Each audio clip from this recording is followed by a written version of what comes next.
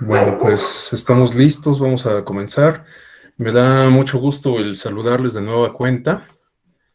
En esta ocasión, pues para comentar un par de temas que resultan elementos muy importantes en nuestro sistema electoral mexicano. Uno de reciente reincorporación, lo cual sugiere que no es que sea propiamente una figura novedosa, estoy hablando de la reelección. Esta Este componente se incorporó a nuestro sistema electoral con la reforma del año 2014 en la materia político-electoral. Y el otro componente al que me refiero es al de la representación proporcional. Este es un tema sumamente interesante, con cierto grado de complejidad. Por supuesto, todo esto lo digo sin demérito del otro tema de la reelección, pero me parece que el nivel de sofisticación que tiene el tema de representación proporcional es un tanto más complicado, más complejo. La representación proporcional tiene muchísimas aristas, tiene que ver con representación política, tiene que ver con el sistema de partidos, tiene que ver con la competencia electoral, entre muchas otras cuestiones. Y además tiene la complejidad muy particular de que necesita de la aplicación de una fórmula matemática. Entonces, esta particularidad es un tanto compleja, perdón por la reiteración, no solamente para la propia ciudadanía, sino también para las autoridades jurisdiccionales y las autoridades administrativas electorales, es decir, el INE, los OPLES y los tribunales electorales. Lo cierto es que los criterios, los elementos que ayudan a configurar sistema o este elemento de nuestro sistema electoral, que es el de la representación proporcional, implica un intrincado muy interesante, pero al mismo tiempo, pues muy complejo, ¿no? Hace como 15 días, con motivo de una sesión que tuve en el Instituto de Jurídicas de la UNAM, no como expositor, sino como alumno de un diplomado que estoy tomando ahí, uno de los profesores nos decía que en México es el único caso en donde la representación proporcional es una fórmula en donde el resultado no siempre de 2 más 2 da igual a 4, ¿no? Y esto es porque los distintos elementos que configuran el sistema de representación proporcional a nivel federal y también las particularidades que definen a los subsistemas electorales que hay en cada una de las entidades federativas, pues justamente tienen como resultado esta variación de criterios, de aplicación de fórmulas, etcétera. A pesar de que pues hay, por supuesto, elementos comunes en todos los casos, ¿no? Bueno, vamos a comenzar entonces con el tema de la reelección o elección consecutiva, y el día de mañana vamos a comentar el tema de la representación proporcional. Para ambas sesiones me voy a permitir apoyarme con una presentación o con sendas presentaciones en PowerPoint. Hubiera querido hacer un poco más didáctica la presentación o las presentaciones, pero la verdad es que no tuve oportunidad como de actualizarlas en el sentido justamente de hacerles estos ajustes como visuales, ¿no? Pero bueno, pues la idea es que nos sirvan como un material de apoyo tanto para la sesión de hoy como para la de mañana. Entonces, les pido un segundo para compartirles la presentación.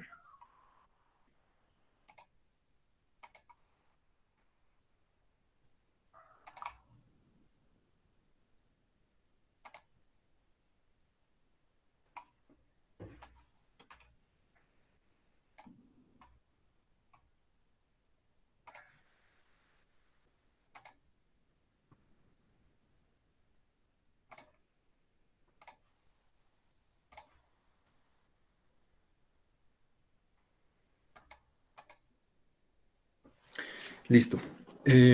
Bueno, como en la ocasión o las dos sesiones anteriores que tuve oportunidad de compartir con ustedes un módulo de este mismo diplomado, les pido que si a lo largo de la exposición alguien desea hacer alguna aportación, plantear alguna inquietud, alguna duda, algún contraargumento incluso, pues siéntase con la absoluta libertad de hacerlo, esto con independencia de que al final de la sesión podamos tener algunos minutos de intercambio.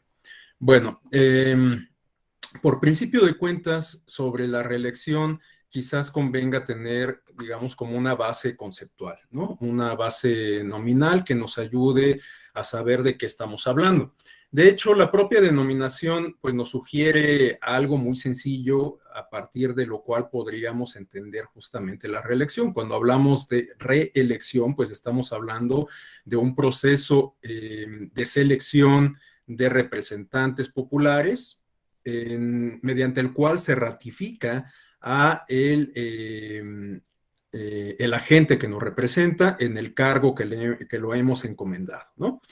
Pero esta ratificación tiene una particularidad, es decir, que consiste en que, digamos, que se renueva propiamente el cargo por el cual lo elegimos en un primer momento, de tal suerte que cuando hablamos de reelección, estamos hablando de que dotamos de un nuevo encargo a un agente determinado que va a representar nuestros intereses exactamente por el mismo periodo por el cual lo votamos en un primer momento, ¿no? Pero bueno, esto nos lo explica de una manera mucho más técnica y sintética el doctor Dieter Nolen, quien por supuesto pues es una autoridad en materia política y electoral, ¿no? De derecho electoral y de la ciencia política. Y Nolen nos define la reelección como el derecho de un ciudadano que ha sido elegido y ha ejercido una función pública con renovación periódica de postular y de ser elegido una segunda vez o indefinidamente para el mismo cargo, sea este ejecutivo o mandato, cuando hablamos de los parlamentarios, ¿no? Yo aquí comenzaría por llamar la atención sobre la primera parte de esta aproximación conceptual que nos ofrece Dieter Nolen, porque él se refiere a la reelección como un derecho, y el definir la reelección o la elección consecutiva como un derecho ya nos mete en ciertas problemáticas, porque cuando hablamos de un derecho, pues estamos hablando de un bien jurídico tutelado que se puede hacer exigible ante la autoridad competente, ¿no?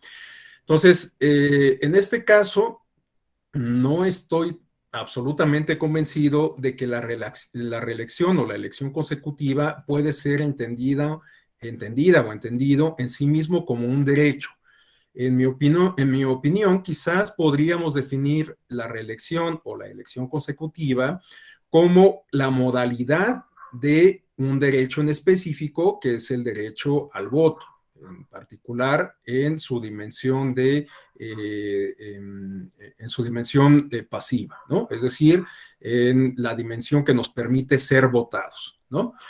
Pero no estoy, reitero, tan convencido de que podamos entenderla como un derecho en sí mismo. Y de hecho, hace poco la Corte Interamericana de Derechos Humanos, perdón, la Comisión Interamericana de Derechos Humanos ha dejado en claro justamente que no se trata propiamente de un derecho. Esto a la luz de algunas experiencias de reelección que se han presentado en países latinoamericanos y que han generado fenómenos políticos y sociales indeseados y que podrían ser entendidos incluso como amenazas a la propia democracia. Estamos hablando de aquellos casos en donde se ha perpetuado la figura o una figura política en específico a partir del ejercicio o el uso o mediante esta figura en específico que nos convoca el día de hoy, que es la reelección o la elección consecutiva, ¿no? Entonces, bueno, ahí una primera reflexión. Pero el complemento de esta definición que nos aporta Nolen me parece pues muy atinada y que va de la mano con lo que comenzaba yo a explicar respecto a que se refiere a la posibilidad de que podamos votar por la misma persona para que repita en el cargo, ¿no? Nolen nos habla de que esta renovación, digamos, de la responsabilidad política puede ser acotada o bien indefinida. Estos diques, estos límites a la elección consecutiva o reelección, pues dependen de distintas circunstancias, por supuesto, y quedan definidas en atención a la libertad de configuración legislativa de los órganos parlamentarios, sean estos federales o de las entidades federativas. En el caso mexicano, pues tenemos que justamente el constituyente o el poder constituido, el órgano legislativo, se encargó justamente de reincorporar esta figura de la reelección en nuestro sistema electoral con la reforma político-electoral del año 2014 y que estableció algunas reglas generales que tendrían que servir de parámetros para la operación de esta figura, para su aplicación ya en la práctica. Sin embargo, estas reglas generales que vamos a comentar un poco más adelante, lo cierto es que son sumamente limitadas. Y esto condujo a que el Instituto Nacional Electoral para estos comicios del año, del proceso electoral 2020-2021, se diera la tarea de reglamentar la figura de la reelección para el caso de los diputados federales. Esto lo hizo tomando en consideración distintos elementos y distintas circunstancias. Uno de ellos tiene que ver con la ausencia de una reglamentación precisa, es decir, una omisión legislativa. El Poder Legislativo se dio a la tarea de reincorporar, reitero, esta figura a nuestra legislación electoral, pero fue de alguna forma omiso en establecer las reglas para su funcionamiento. Y esta omisión sigue estando presente y fue cubierta de alguna manera a partir de las facultades reglamentarias que asisten al Instituto Nacional Electoral y su Consejo General en particular, ¿no? Pero esta sistematización reglamentaria que hizo el Consejo General está nutrido en buena medida por las experiencias locales, porque aquí hay una cuestión muy específica. La reforma del año 2014 permitió la reelección para todos los cargos, o casi para todos los cargos. En realidad quedaron fuera de esta posibilidad los cargos ejecutivos, es decir, que en la actualidad en nuestro sistema electoral no podemos votar ni por gobernadores ni por presidente de la República para un segundo encargo, mucho menos para un tercero o cuarto, pero para el caso de legisladores federales, es decir, senadores y diputados, sí podemos votarlos por una segunda o en el caso de por una segunda ocasión para el caso de los senadores y en el caso de los diputados hasta por 3 ocasiones adicionales. Es decir, que los legisladores federales pueden permanecer en su encargo hasta por un periodo de 12 años en total, ¿no? En el ámbito de las entidades federativas, bueno, pues se permitió también la reelección para el caso de los legisladores locales y también para los ayuntamientos. Pero aquí la limitación es un tanto más acotada. En el caso de los legisladores, igualmente se puede permitir hasta repetir hasta por un periodo acumulado de 12 años o un acumulado en años de 12, ¿no? Y en el caso de los ayuntamientos, solamente quienes los integran pueden repetir en el cargo por un periodo adicional. De tal suerte que un presidente municipal, un síndico, un regidor puede optar por postularse mediante la figura de la reelección para repetir en el cargo, pero solamente por un periodo adicional, ¿no? Esto guarda relación justamente con lo que señala Nolen respecto a la temporalidad. En el caso mexicano, reitero, pues hay una temporalidad específica en función del tipo de cargo. En algunas otras latitudes puede ser que también se dé esta circunstancia de establecer una temporalidad para límite de la reelección o bien que no la haya. Es decir, que en muchos países del continente americano, para no ir lejos, hay posibilidad de que los parlamentarios ocupen esa posición de manera indefinida, ¿no? Hasta que el electorado al que se deben pues termine por votar por una opción diferente y entonces pues ya no esté en condiciones de repetir en el cargo este servidor público, ¿no? Bueno, a continuación quisiera comenzar a abundar un poco más sobre estas cuestiones que caracterizan a la reelección o la elección consecutiva. ¿Cuáles son los principales distintivos? ¿Cómo podríamos identificar algunos elementos que nos permitan establecer algún tipo de taxonomía, de clasificación, etcétera? Entonces, bueno, en primer término, tenemos que pues la reelección puede aplicar, como ya lo comentábamos, para distintos cargos, puede ser utilizada para reiterar en un encargo en específico a quienes nos representan en los órganos legislativos, es decir, senadores, diputados, pero también hay algunos sistemas políticos que permiten votar por un segundo periodo o por más periodos a quien es designado en un primer momento como titular del Poder Ejecutivo, ¿no?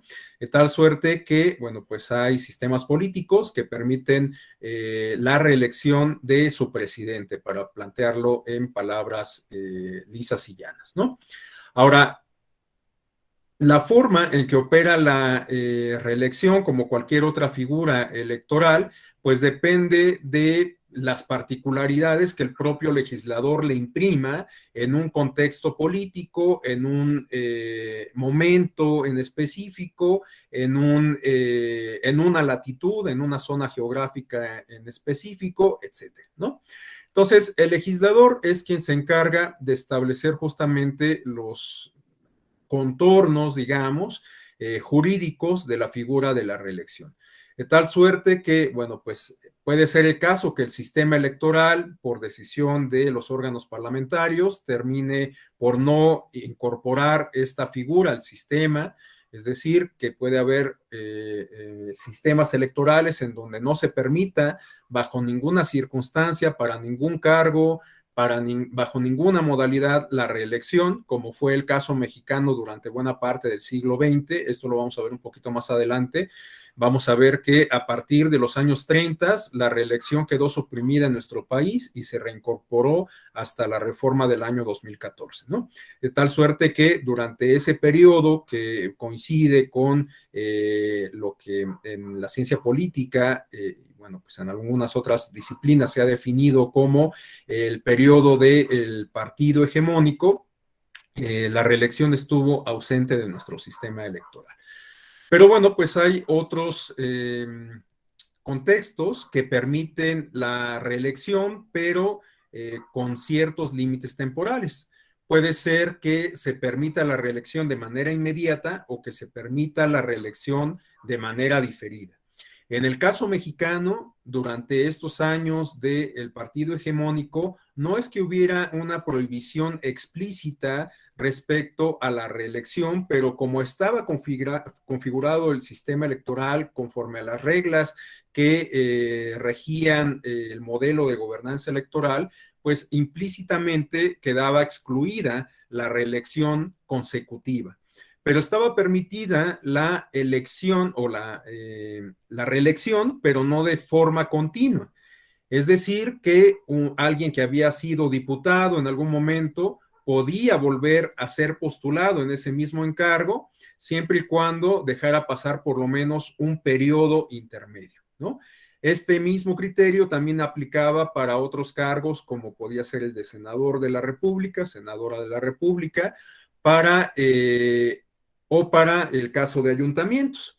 Y por eso es que en el México contemporáneo tenemos muchos ejemplos de alguien que ha ocupado la presidencia municipal en 2 o en 3 ocasiones en un mismo municipio, o alguien que tiene una larga carrera parlamentaria, pero que lo ha hecho en distintos periodos interrumpidos, ¿no? Es decir, que ha formado parte de distintas legislaturas, dejando pasar periodos intermedios entre una y otra, ¿no?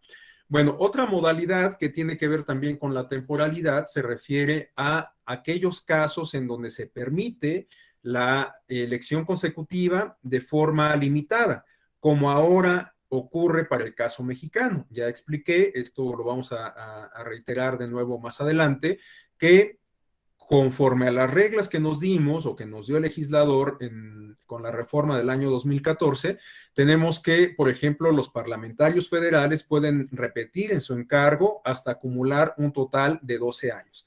Es decir, que se permite la elección consecutiva, pero esta es limitada. Nadie puede ser electo por un periodo adicional una vez acumulados esos 12 años. Y por otro lado, tenemos aquellos casos en donde se permite la elección consecutiva de forma indefinida. No es el caso de México, ni antes de que se reincorporara esta figura formalmente a nuestro sistema electoral, ni ahora, pero hay muchas otras latitudes en donde se permite de manera indefinida la elección consecutiva o reelección, sobre todo para el caso de los parlamentarios.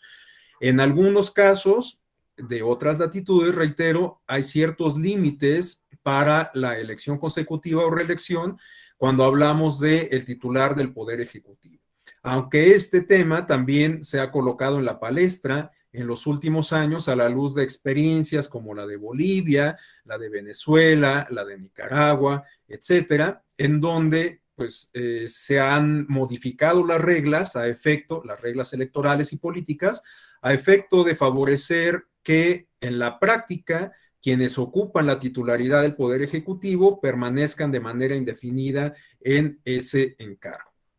Bueno, a continuación, quisiera compartir con ustedes algunos argumentos a favor que han sido extraídos sobre todo de la discusión parlamentaria que se dio o de las distintas discusiones parlamentarias que se dieron en nuestro país para reincorporar la figura de la elección consecutiva cuando ésta estaba ausente de nuestro sistema electoral, ¿no? Y bueno, para el caso del Poder Ejecutivo, tenemos que algunos de los argumentos que se han esgrimido a favor, bueno, aquí hago una aclaración. En este caso, los argumentos a favor que vamos a comentar para el titular del Poder Ejecutivo son más bien producto de las discusiones académicas en general y en un momento más vamos a revisar los argumentos a favor que se dan para el caso de la elección consecutiva de parlamentarios y que sí están relacionadas con la discusión parlamentaria que se ha dado en nuestro país para permitir precisamente la reelección de diputados y senadores. Me parece importante hacer esta aclaración porque en nuestro caso, en el caso mexicano, lo cierto es que desde que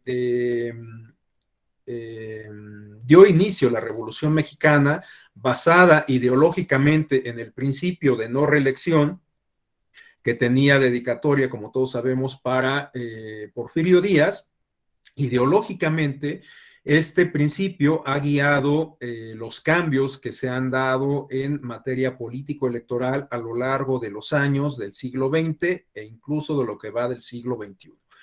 De tal suerte que prácticamente ha estado ausente la posibilidad de, la discusión parlamentaria de reincorporar o permitir la elección consecutiva para el caso del presidente de la República o del gobernador, ¿no? Reitero, esto encuentra su origen en aquel principio ideológico que guió el movimiento revolucionario y que en buena medida sirvió de base para la construcción, la génesis de nuestro sistema político mexicano en los albores del siglo XXI, después del periodo revolucionario, ¿no? Prácticamente durante los años 20, 30 y 40. Bueno, retomando el tema en específico de los argumentos a favor de la reelección para los titulares del Poder Ejecutivo. Tenemos en primer lugar que la restricción de la reelección implica una restricción del ejercicio del sufragio. Bueno, pues esto tiene sus asegúnes, por utilizar una expresión muy coloquial, porque como ya comentábamos, quizás no sea lo más conveniente entender la reelección en sí misma como un derecho, ¿no? Como un derecho político electoral. Quizás sea la manifestación del derecho político al voto, en este caso en su dimensión a ser votado, pero en sí mismo a lo mejor no es lo más conveniente entenderla como un derecho. Pero bueno, pues hay quienes consideran que el establecer límites a la reelección para el titular del Poder Ejecutivo o prohibirla implica una violación a los derechos político-electorales, ¿no? De quien tiene esta pretensión. Y de hecho, este fue uno de los argumentos, o ha sido uno de los argumentos esgrimidos por algunos de los personajes que han buscado permanecer en el poder de manera indefinida en los países que referí hace unos minutos. En el caso de Bolivia, de Venezuela, de Nicaragua, y también, bueno, este ha sido uno de los argumentos que se han esgrimido en otros países en donde se ha buscado permitir la elección consecutiva para los presidentes de aquellas naciones, ¿no? Bueno, un siguiente argumento se refiere a que un argumento a favor de que la reelección para el caso de los presidentes o los titulares del Poder Ejecutivo permite fortalecer el vínculo entre quien gobierna y quien es gobernado, el vínculo entre pueblo y gobernante, ¿no? Y esto, a su vez, pues podría favorecer la rendición de cuentas. Por supuesto, pues este argumento también está sujeto a un meticuloso estudio, a una meticulosa crítica, porque, pues bueno, puede ser en efecto esgrimido como un argumento a favor en determinadas circunstancias, en determinados contextos, momentos, etcétera, pero no necesariamente la rendición de cuentas pues tendría que transitar por la aceptación o la adopción de esta figura de la reelección. Parece que hoy en día hay muchas otras alternativas que podrían favorecer la rendición de cuentas de quien ejerce la titularidad del Poder Ejecutivo sin que necesariamente exista una expectativa de permanecer en el cargo para ello, ¿no? Otro argumento a favor se refiere a que la reelección permite fortalecer la negociación política del Ejecutivo.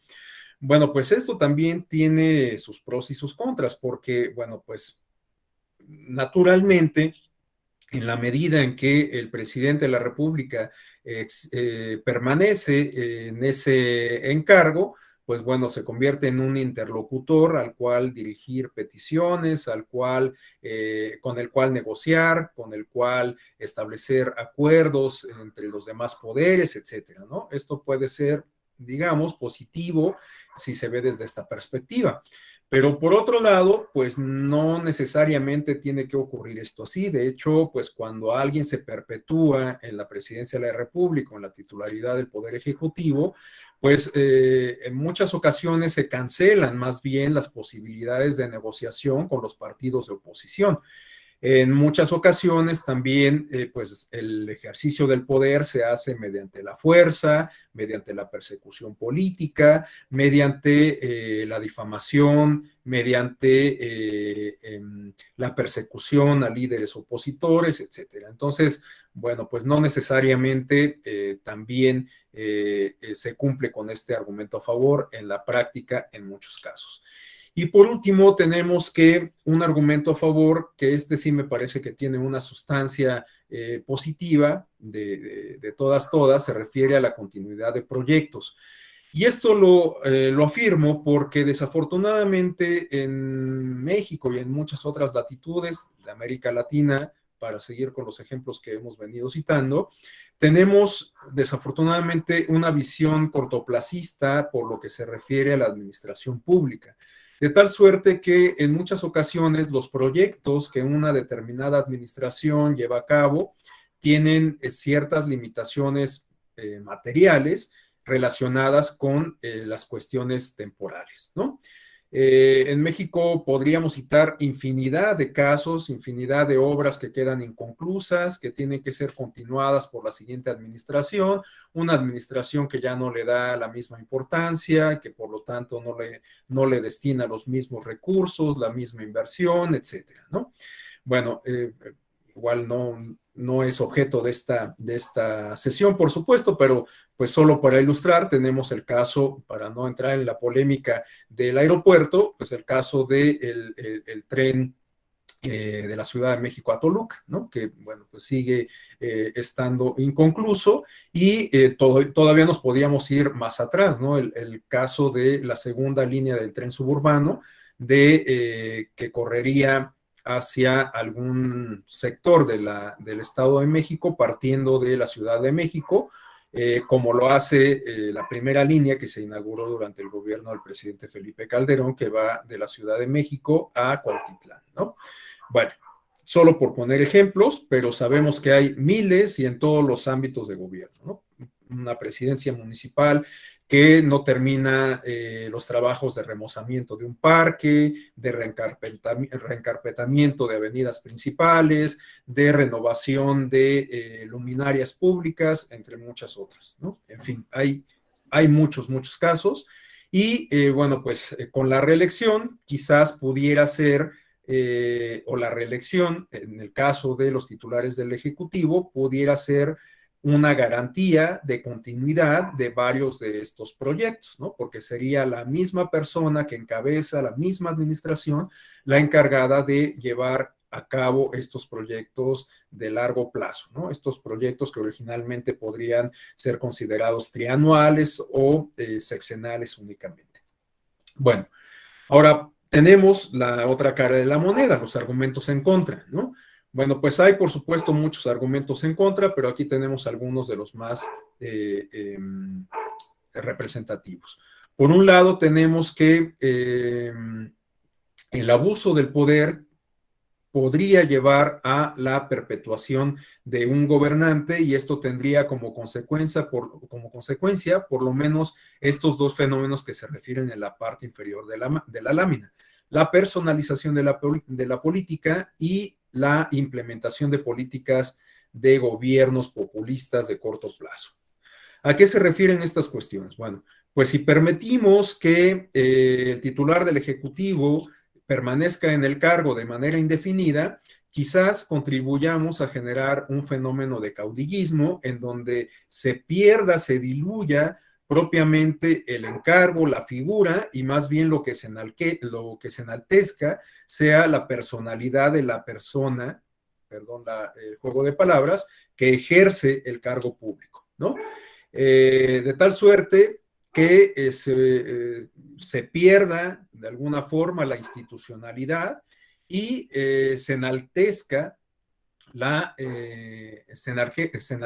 particularidades personales de la persona que ostenta el cargo, ¿no? Bueno, igual para no herir susceptibilidades con ejemplos tan recientes, tenemos ahí en la lámina la imagen de Porfirio Díaz y de Hugo Chávez, que bueno, pues ya desde hace mucho que no es presidente de Venezuela, pero que resultan ejemplos de esto que estoy comentando, ¿no? En ambos casos, bueno, pues había un reconocimiento social hacia estas figuras. En el caso de Porfirio Díaz, quizás podríamos con toda razón a argumentar que el pueblo no estaba tan conforme con el gobierno de Díaz, si no, no hubiéramos tenido una revolución, pero lo cierto es que las clases privilegiadas pues estaban muy de acuerdo con la forma de gobernar de don Porfirio, ¿no? En el caso de Hugo Chávez, pues bueno, ahí sí podríamos considerar que una buena parte de la población de Venezuela estaba de acuerdo con el gobierno de Chávez. Quizás por la forma en que originalmente llegó al poder. Recordemos que Chávez fue un perseguido político, estuvo preso, de hecho, mientras estuvo en la cárcel a finales de los años 90 fue que ganó mayor popularidad y por eso cuando salió y se presentó a elecciones, pues tuvo este arrastre político electoral tan importante que incluso lo catapultó a la presidencia y además este apoyo popular le permitió llevar a cabo otras políticas públicas afines a su proyecto de nación, entre ellos la aprobación de un proyecto de constitución que data del año 1999, entre muchas otras cosas, ¿no? Y bueno, pues durante los primeros años de Chávez había un gran apoyo popular, la gente estaba hasta una buena parte de la población estaba conforme con la forma en que estaba gobernando Chávez, había estabilidad económica, había un buen manejo de los recursos públicos, una explotación del petróleo que generaba bonanza económica, en fin, muchas cosas, ¿no? Pero, pues paulatinamente, el gobierno de Chávez comenzó a adquirir algunos matices que por lo menos podríamos considerarlos como poco democráticos, comenzando por esta pretensión de permanecer en el poder de manera indefinida. De hecho, pues para nadie es un secreto que a Chávez lo sorprendió la muerte en el ejercicio del encargo y esto fue lo único que le impidió continuar con este desempeño como presidente de la República Bolivariana, ¿no?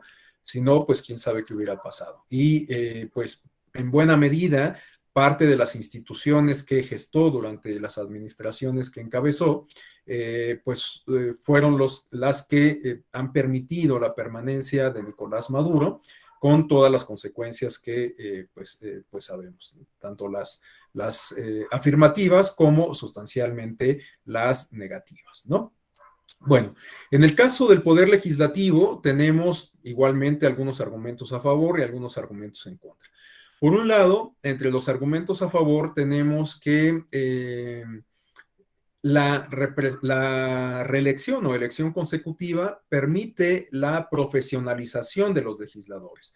Es decir, que entre más tiempo permanezcan las y los legisladores en el encargo, pues adquieren naturalmente más experiencia en funciones parlamentarias, por supuesto, que podrían ser entendidas como trabajo técnico legislativo, discusión parlamentaria, trabajo técnico de escrutinio del poder, porque recordemos que, bueno, en el caso mexicano, bueno, prácticamente en cualquier otro caso, los órganos de representación política no solamente emiten leyes, sino también se constituyen o debieran constituirse como un contrapeso a el ejercicio del gobierno.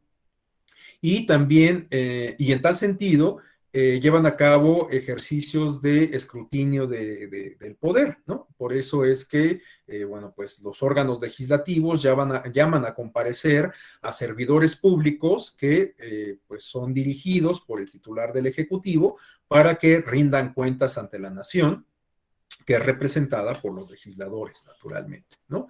Entonces, por ello es que, pues de repente, los y las legisladoras llaman a comparecer a los secretarios de salud, al secretario de salud, al secretario de gobernación, al secretario de relaciones internacionales, al secretario de finanzas, etcétera, ¿no? Esto, reitero, es una práctica parlamentaria que se da en México y en cualquier otra latitud. Lo mismo ocurre en Francia, en Alemania, en donde se llama a comparecer a los ministros de comercio, de economía, de turismo, de política interior, etcétera, ¿no?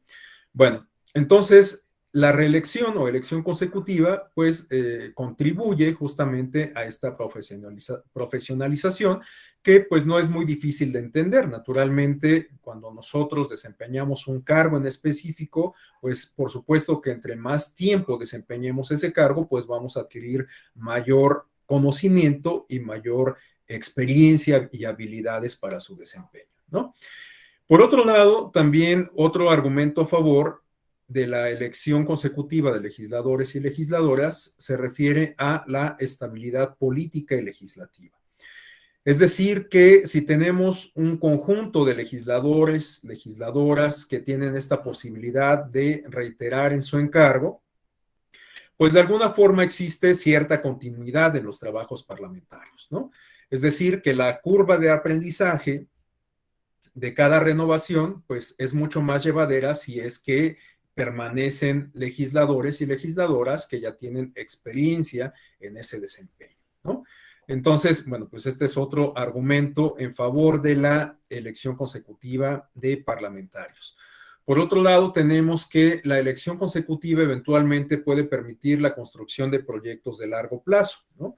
Bueno, pues igualmente, si pensamos en los trabajos parlamentarios no desde una perspectiva cortoplacista asociada con la duración de una legislatura determinada, sino respecto a algo que trasciende el tiempo, bueno, pues por supuesto que hace mucho sentido este argumento a favor, ¿no? Es decir, hay que pensar en leyes que, bueno, por supuesto nos sirvan para atender el contexto presente, pero también para pensar a futuro, ¿no? Podemos igual citar muchísimos casos. respecto a, pues, cómo de repente llegamos tarde a regular determinadas figuras, a tener discusiones parlamentarias respecto a determinados fenómenos, etcétera, ¿no? Bueno, podemos, reitero, citar muchos casos, pero para no ir lejos, podríamos hoy hablar de lo que implica regular o no regular las nuevas tecnologías de la información, en específico Internet y redes sociales, sobre todo en el ámbito electoral. Ojo, yo no estoy diciendo que se tenga que regular. Lo que yo digo es que quizás sería conveniente que en los órganos parlamentarios se dé esta discusión pensando en el presente, pero también a futuro y pensando en las características del pasado, o mejor, en los factores del pasado que han impreso las características de nuestro modelo de comunicación política en el presente, ¿no? Entonces, quizás sería momento de tener este tipo de discusiones en el órgano parlamentario, ¿no? Y no solo eso, o sea, las redes sociales abren un abanico, Internet, las nuevas tecnologías en general, un abanico de posibilidades infinitas respecto a las cuales tendríamos ya que estar justamente reflexionando y discutiendo. O sea, todo lo que tiene que ver con la protección de datos personales, con la protección de información, con el uso de algoritmos, con el uso de plataformas electrónicas, el pago de impuestos de estas empresas que generan ganancias con todos estos aditamentos tecnológicos como Uber, como Airbnb, etcétera. Bueno, pues son cuestiones que tendrían ya que estar llamando la atención de los órganos parlamentarios. Sin embargo, pues bueno, pareciera que este no es el caso. Entonces, bueno, pues esto solo para ilustrar que quizás sí tenemos legisladores más profesionalizados a partir del tiempo que permanecen en el cargo, podríamos pensar en proyectos, en discusiones de más largo alcance, ¿no? Por otro lado, tenemos que también puede ser que la elección consecutiva de legisladoras y legisladores permita o favorezca la rendición de cuentas de estos en relación con sus representados, ¿no? Esto lo podemos explicar a partir de fenómenos muy cotidianos, muy frecuentes, que se dan en el contexto de cada elección. Sabemos que, pues, justamente en el proceso o durante los procesos electorales y en particular en la etapa de campañas, pues quienes son postulados a los cargos de elección popular hacen trabajo de campaña en favor de o en beneficio de sus aspiraciones políticas. Entonces, pues hacen recorridos, hacen mítines, van a mercados, van a tianguis, visitan comercios, visitan colonias, etcétera, ¿no? Pero, pues una vez que ocupan el cargo, si es que ganan la elección, difícilmente vuelven a hacer ese tipo de actividades, ¿no? Entonces, si se permite la elección consecutiva, bueno, pues estos legisladores quizás se vean en la necesidad de mantener ese vínculo cercano con las personas a las cuales representan, ¿no? Y en función de ello, pues volver de vez en vez a buscar a esas bases sociales y políticas, ¿no? Entonces esto pues podría favorecer justamente la rendición de cuentas de los legisladores y legisladoras para con sus representados. Y por último tenemos que algo que se relaciona con esto que acabo de explicar, es que se estrecha la relación entre el elector y su representante, ¿no?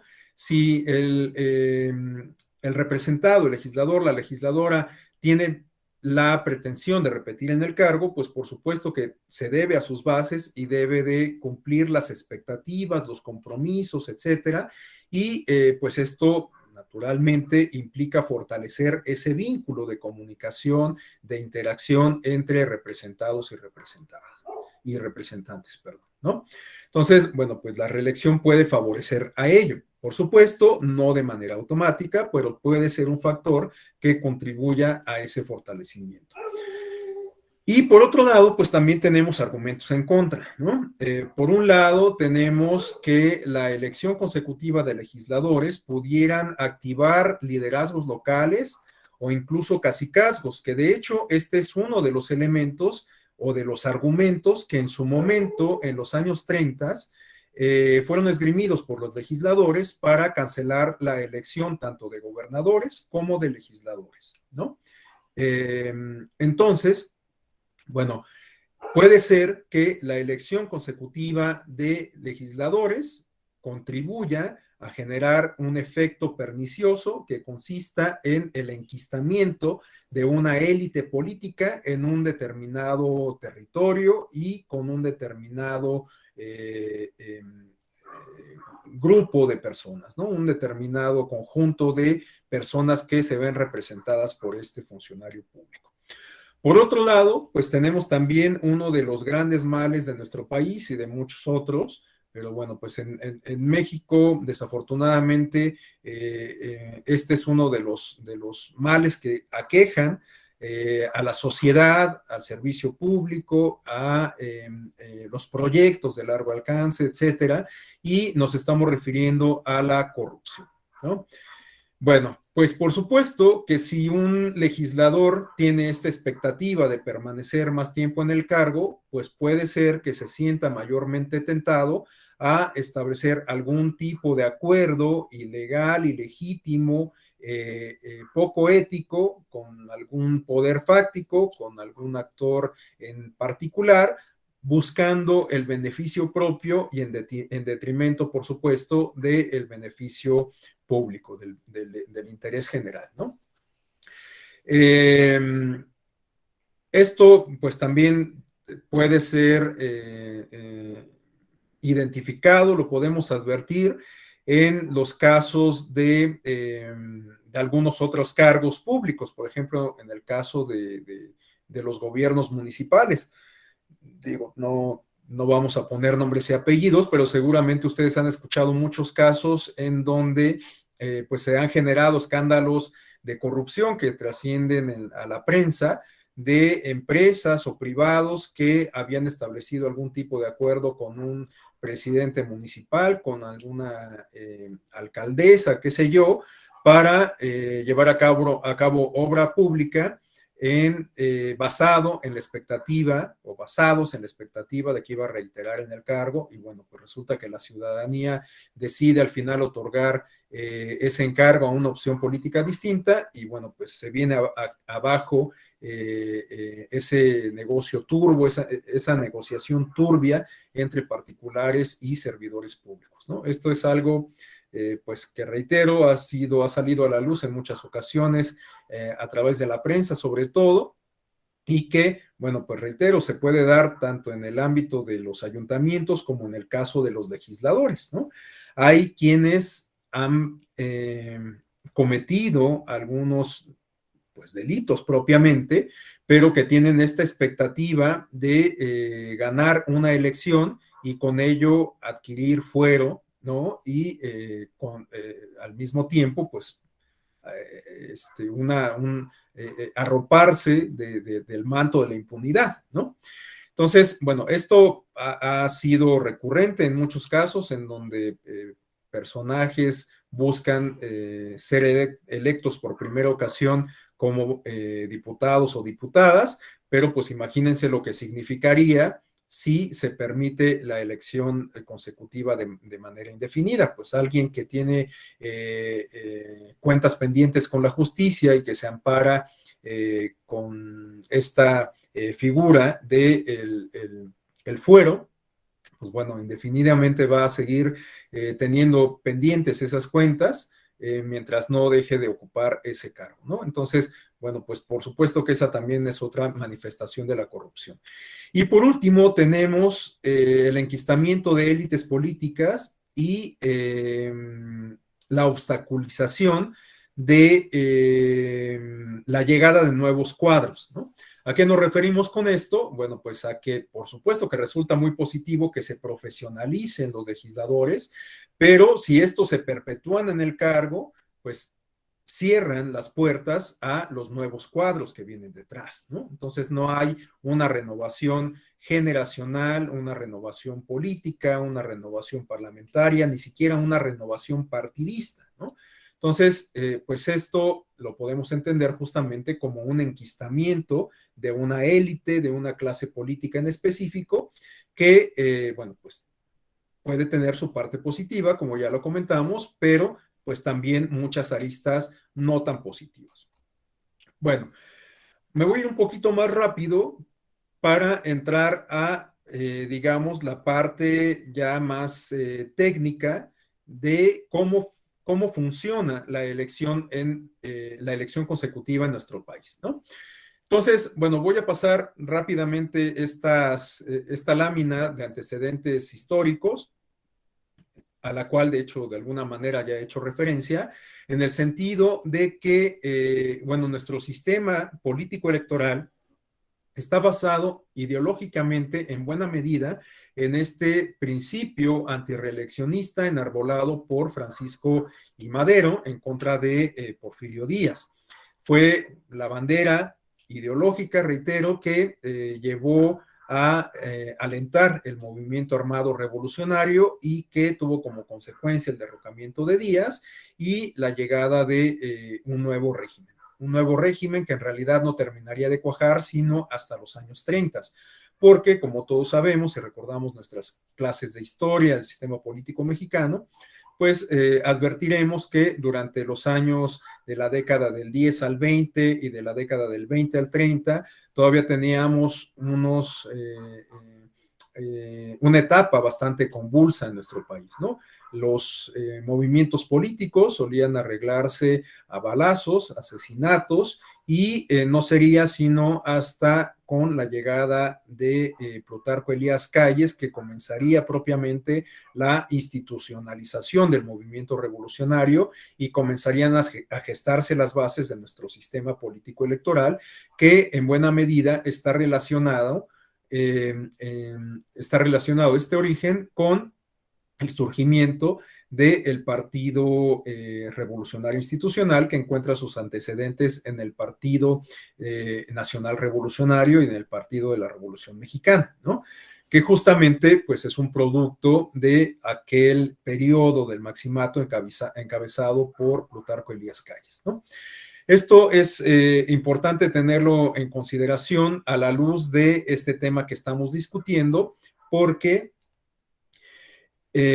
como les decía, la reelección estaba permitida en nuestro país, no para el caso del Ejecutivo, pero sí para el caso del Legislativo y para el caso de las gubernaturas en las entidades federativas.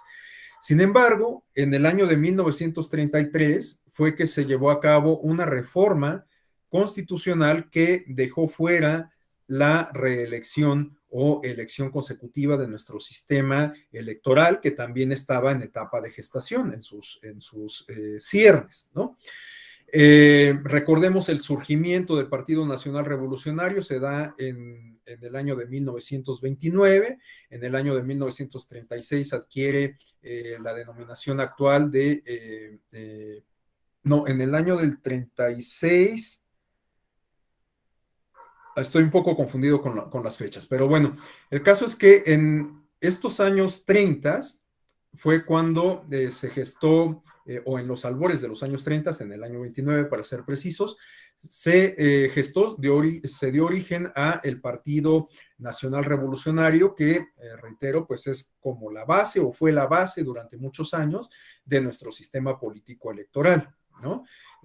Incluso, bueno, pues este modelo contribuyó a que Giovanni Sartori acuñara esta categoría como parte de la taxonomía que él maneja en su célebre libro de partidos y sistemas de partidos, haciendo referencia a el modelo de partido hegemónico, ¿no? El caso de México y de Polonia fue lo que contribuyó para que Sartori acuñara justamente esta categoría, ¿no? Esto creo que lo comenté con ustedes la primera ocasión que tuve oportunidad de compartir el espacio, en el sentido de que cuando hablamos de un sistema de partido o de un modelo de partidos hegemónico, estamos hablando de un sistema de partidos en donde se permite la competencia, pero esta tiene bajos niveles de efectividad.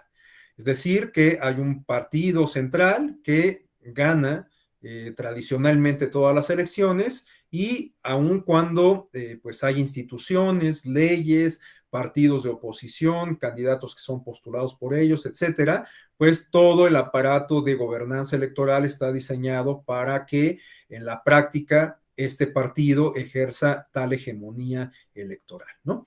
Esto, pues bueno, fue cambiando a lo largo de los años, de forma muy paulatina, prácticamente desde los años 60.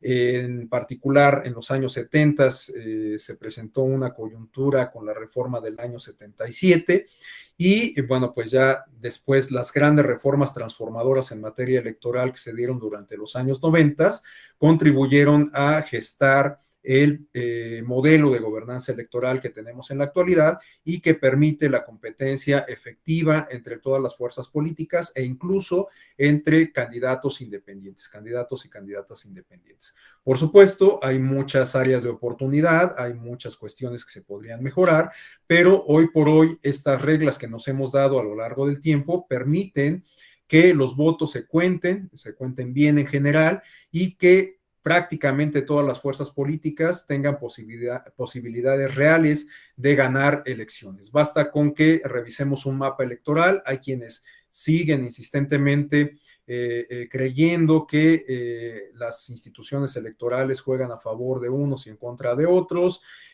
Hay quienes se siguen sintiendo amenazados por las reglas electorales que existen, pero reitero, basta con ver un mapa electoral, basta con ver cómo se integran los órganos legislativos para darnos cuenta de que absolutamente todas las fuerzas electorales, todas las fuerzas políticas tienen posibilidades reales de ganar elecciones, ¿no? Hoy en día tenemos por lo menos 4 o 5 fuerzas electorales representadas en el órgano legislativo federal. En el caso de las entidades federativas también, esto es muy común, incluso hay muchos casos en donde partidos locales ganan curules en sus respectivos estados y también hay muchos casos en donde diputados, en donde partidos locales ganan elecciones municipales o bien estas también son ganadas por candidatos o candidatas independientes. Entonces, bueno, a pesar de esta evidencia, reitero, pues hay quien todavía no está convencido de la eficiencia, de la funcionalidad, de las normas y de las instituciones electorales que nos hemos dado a lo largo del tiempo. Pero bueno, eso es motivo de otra discusión. El caso es que durante ese periodo revolucionario, en donde se estaba gestando todo esto, se dio un fenómeno de concentración del poder en torno, por supuesto, al partido que posteriormente sería hegemónico. Y esa concentración del poder pasó por muchos otros fenómenos, ¿no? La afiliación partidista, la vinculación entre el partido con los sindicatos, que también define en buena medida la historia del sindicalismo en México, esa vinculación entre política y luchas obreras y campesinas, ¿no? Pero igual, es motivo de otra discusión. El caso es que se dio esta concentración del poder en torno a la figura del partido y para que pues esto se concretara, para el tema de la reelección en específico, la decisión que se adoptó fue suspender, cancelar esta posibilidad para legisladores, legisladoras y para las gubernaturas.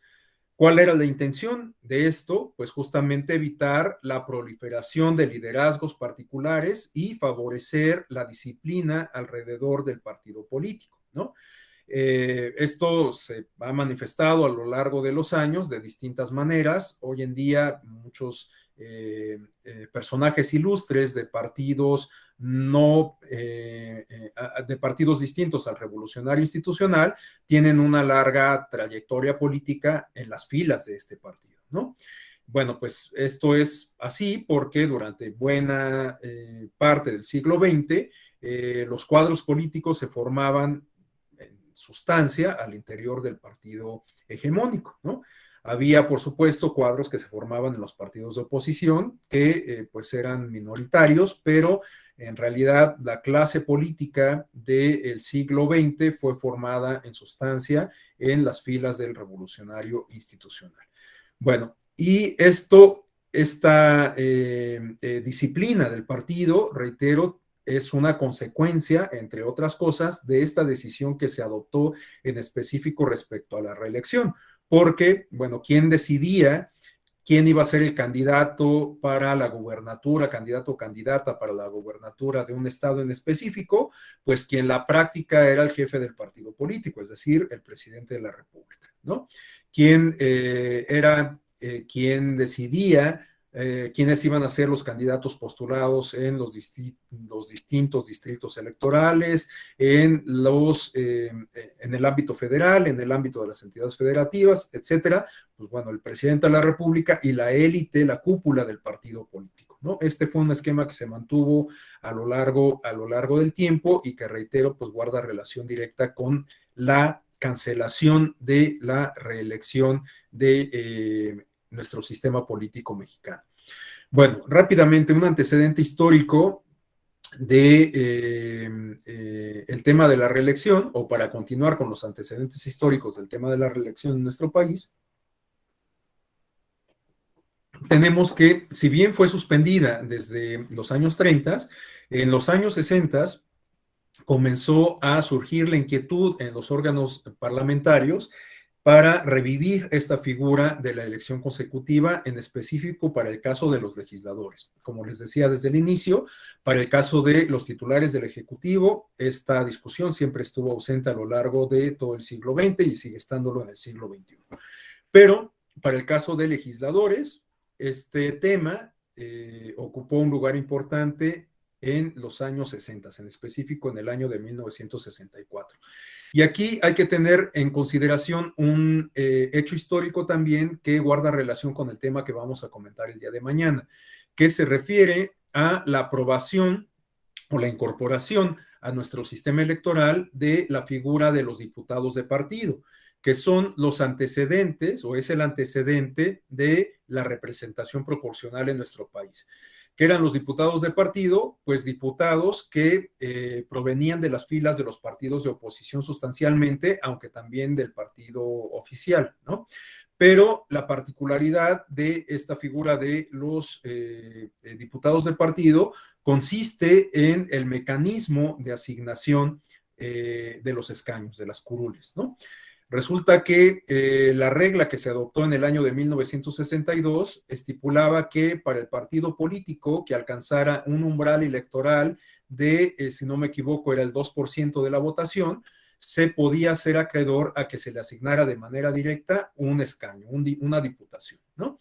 De tal suerte que si un partido de oposición alcanzaba el 2% de los votos, bueno, por ese hecho tenía derecho a que se le asignara una diputación a partir de esta figura del diputado o de las diputaciones de partido, ¿no? Y además la regla establecía que por cada medio punto porcentual adicional podría hacerse acreedor cada partido a una diputación adicional. Entonces, si un partido alcanzaba, por ejemplo, el 3% de la votación, tenía derecho a que se le asignaran 3 diputados de partido. ¿Por qué? Pues porque de manera directa, por haber alcanzado solamente el 2%, ya tenía derecho a que se le asignara una diputación. Pero como en este caso estábamos hablando de un partido que no alcanzó el 2, sino el 3%, y la regla establecía que por cada medio punto adicional se le podía asignar un diputado adicional, bueno, pues en este caso estamos hablando que tenía un diputado por el 2%, un segundo diputado por el punto 5 adicional y un tercer diputado por el punto 5 adicional, que daba los 3 puntos porcentuales y por lo tanto tenía 3 diputados de partido, ¿no?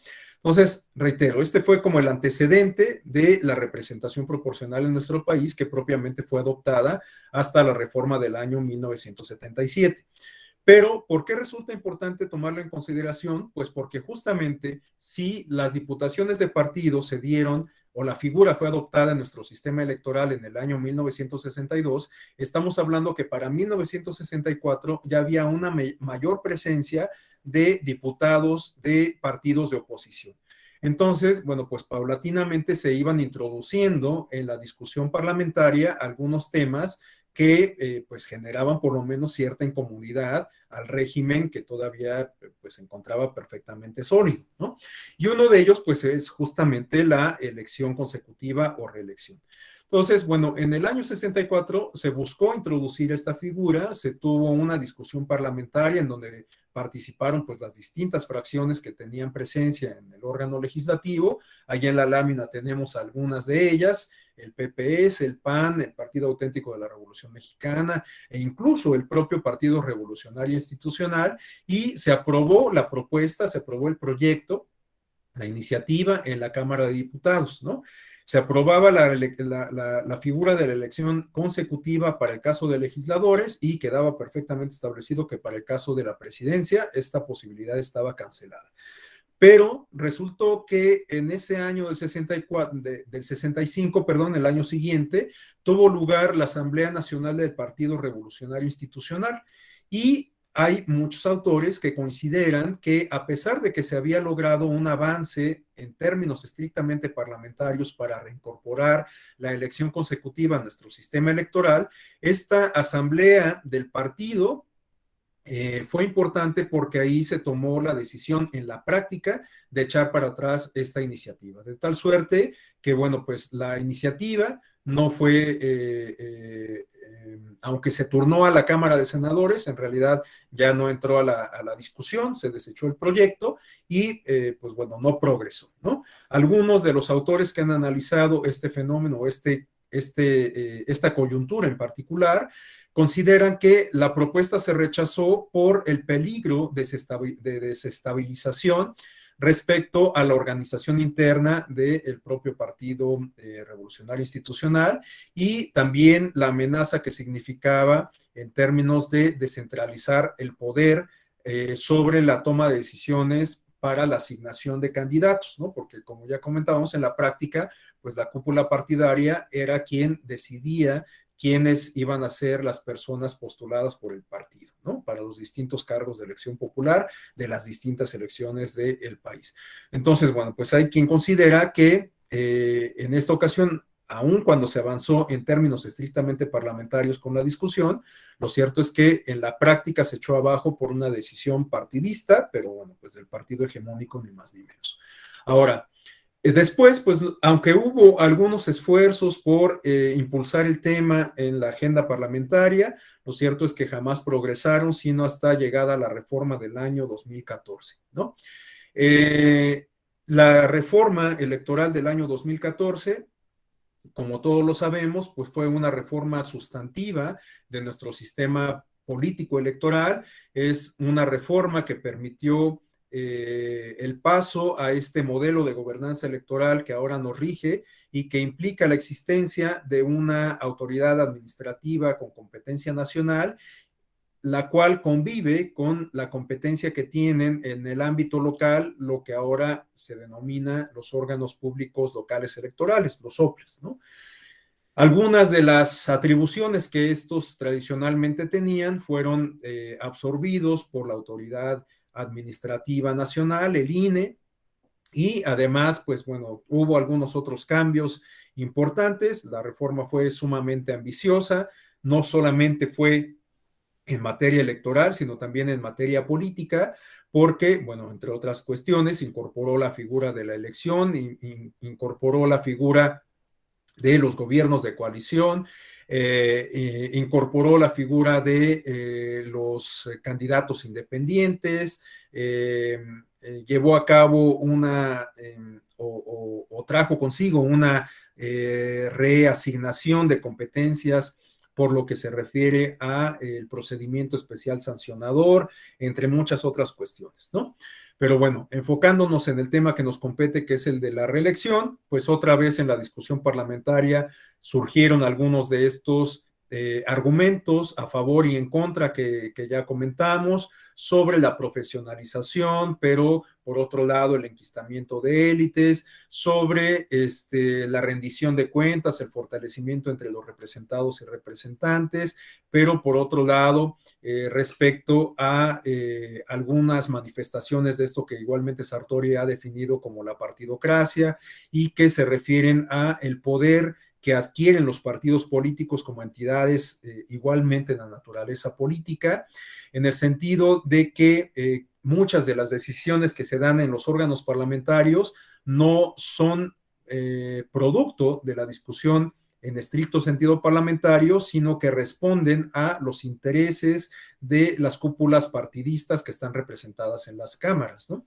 En fin, hay muchas discusiones al respecto, pero en este caso en específico, estas discusiones contribuyeron a finalmente adoptar la figura de la reelección o elección consecutiva para algunos cargos, ¿no? No obstante, algunos de los argumentos que vale la pena destacar son los que se señalan en el esquema que aparece del lado derecho de la lámina, ¿no? Hay quienes consideraban que la reelección únicamente tendría que ser aplicable para los cargos que se eligen por el principio de mayoría, de tal suerte que no podría adoptarse para los cargos de representación proporcional. Bueno, al final, la regla no quedó completamente precisada, pero pues a la luz de la experiencia sistematizada, sobre todo que se puede advertir en los lineamientos que a continuación vamos a ver del INE, hoy día se permite la reelección tanto para representación proporcional como para mayoría relativa. Por otro lado, tenemos que hay quienes advertían que la reelección implicaba una traición al principio que había motivado la Revolución Mexicana, ¿no? Y por lo tanto, pues se veían traicionados igualmente todos los principios que derivaban de aquella revolución tan cruenta, tan cruel, tan sanguinaria, ¿no? Por la cual habían luchado miles de mexicanos en su momento, ¿no? Hay también quienes consideraban que en la práctica ya existía la reelección, aunque ésta se diera de manera no consecutiva a través de este fenómeno que coloquialmente hemos bautizado como el chapulinismo, ¿no? Esta posibilidad que tienen los actores políticos de repetir en el cargo, dejando pasar un periodo de tiempo postulados por el mismo partido, o bien si el partido decide no postularlos, una vez cumplida esta condición de la temporalidad, pues el actor político renunciaba a su militancia, se iba con otro partido y terminaba postulándolo, ¿no? Esto es lo que ha dado pie a muchos ejemplos en los que podemos advertir a personajes que han transitado por distintos partidos políticos, ocupando el mismo cargo de diputado, de senador o incluso algunos otros distintos, pero siempre postulados por un partido diferente, ¿no? Esto, por supuesto, que tiene también muchas aristas dignas de análisis, ¿no?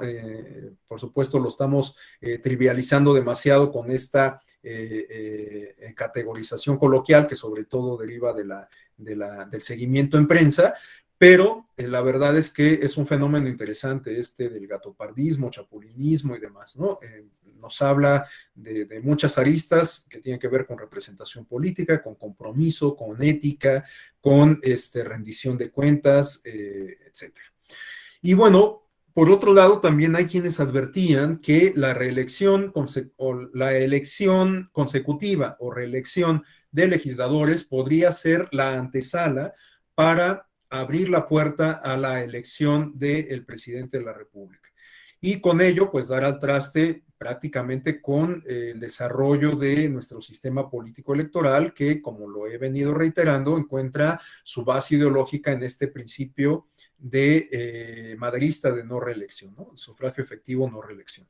Entonces, bueno, pues hay quienes advertían en su momento que si se permitía la elección consecutiva de legisladores, pues se podía caer en la tentación de con posterioridad permitir la elección consecutiva del titular del Ejecutivo. Bueno, en esta lámina tenemos de manera específica cuáles son los cargos para los cuales puede resultar aplicable la reelección. De alguna forma, pues ya lo hemos venido comentando, ¿no? La reelección está prohibida para el caso de presidente de la República y gobernadores, y bueno, para el caso del jefe de gobierno, jefe o jefa de gobierno en la Ciudad de México, que pues en realidad también es un equivalente al de gobernadores, ¿no? Es quien ocupa la titularidad del Poder Ejecutivo en la capital del país.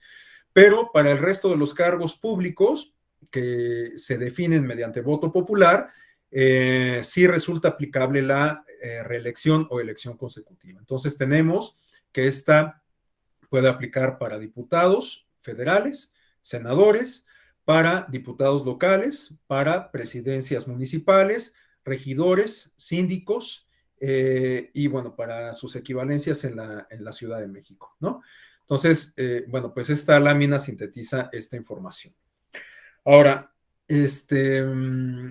hay algunos aspectos principales, estas reglas generales que yo advertía desde el inicio, que vale la pena comentar.